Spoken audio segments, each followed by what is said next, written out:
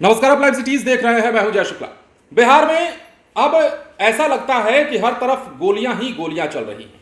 अब ये बात हमें इसलिए कहनी पड़ जा रही है क्योंकि एक बार फिर से बड़ी घटना को अंजाम दिया गया है और यह घटना कहीं और नहीं बल्कि राजगीर में घटित हुई है।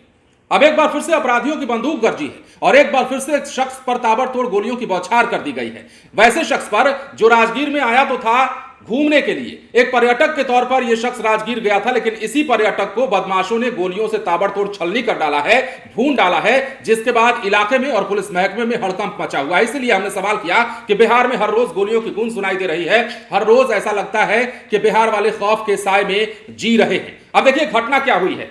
नालंदा के राजगीर में घूमने आए एक पर्यटक की गोली मारकर बदमाशों ने हत्या कर दी। शुक्रवार की रात जो है 9 बजे की यह घटना है।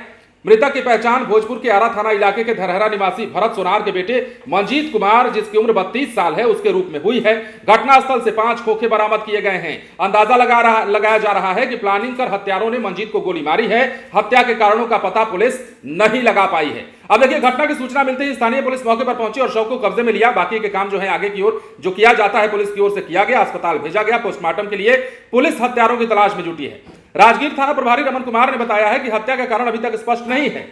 पुलिस मामले की जांच कर रही है। युवक 4 अन्य दोस्तों के साथ घूमने आया था। ये घटना राजगीर जैसे पर्यटन स्थल पर हुई है, इसलिए इसने लोगों में काफी चिंता पैदा कर दी है। लोग सुरक्षा व्यवस्था को लेकर सवाल उठा रहे हैं और राजगीर पर्यटन स्थल के तौर पर जाना जाता है। बिहार का वैसा क्षेत्र जाना जाता है, बिहार का वैसा पर्यटन स्थल जाना जाता है जिसे न सिर्फ देश में बल्कि विश्व पटल पर भी एक अमिट छाप छोड़ने की तैयारी की जा रही है, जिसे लेकर और जिसके निर्माण में नीतीश कुमार या फिर जिसे पर्यटन स्थल बनाने की ओर नीतीश कुमार ने खुद कदम बढ़ाया और राजगीर को एक ऐसा स्वरूप दिया जहां देखने के लिए लोग उमड़ पड़ते हैं, लोग जाते हैं, आते हैं। लेकिन अब उसी राजगीर में अगर गोलियां तड़तड़ाएंगी, उसी राजगीर में पर्यटकों पर अगर गोली चलाई जाएगी या फिर पर्यटकों को निशाना बनाया जाएगा तो सुरक्षा व्यवस्था पर सवाल क्यों न उठे? क्योंकि आए दिन बिहार में तो हर तरफ ऐसी घटनाएं हो ही रही हैं, लेकिन राजगीर में सुरक्षा व्यवस्था पर सवाल इसलिए क्योंकि वहां पर्यटक जो घूमने आते हैं उन पर इस बार गोली चली है। आरा के एक शख्स पर राजगीर में गोली ऐसी चलाई गई है कि उसे छलनी कर दिया गया है। 4 दोस्तों के साथ घूमने आया था। तो एक बार फिर से वही सवाल, बिहार पुलिस को बार बार चुनौती मिल रही है और बिहार पुलिस इस चुनौती को स्वीकार कर भी रही है, लेकिन अब यह बात भी सामने आती है, यह सवाल भी मन में आता है कि बार बार इस प्रकार की घटनाएं होने के पीछे का कारण क्या है। मतलब यह हुआ ना कि अगर आपको किसी से डर नहीं है तो ही आप एक गलती को बार बार दोहराइएगा, एक घटना को बार बार दोहराइएगा या फिर एक अपराध को बार बार दोहराइएगा।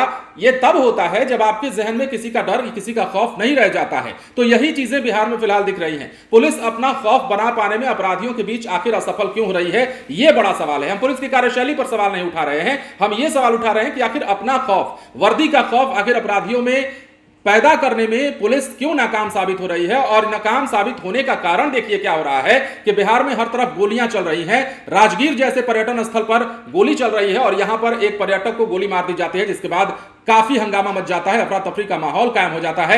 बदमाश आते हैं और ताबड़तोड़ गोलियां चलाकर चले जाते हैं। वैसे भी राजधानी पटना हो या बिहार के तमाम इलाके हो, हर जिले से कहीं ना कहीं से हर रोज खबरें निकलकर सामने आ ही जाती है। राजधानी पटना में भी हर रोज गोलियां चल रही हैं। कल भी युवक को ठोका गया। ये तमाम चीजें हो रही हैं। तो ऐसे में लॉ एंड ऑर्डर पर सवाल विपक्ष भी उठा रहा है, लोग भी उठा रहे हैं और लोग ये कह रहे हैं कि आखिर ये किस प्रकार का पुलिस प्रशासन है, किस प्रकार के रवैये हैं जिसके चलते अपराधी जो है बेकाबू होते जा रहे हैं।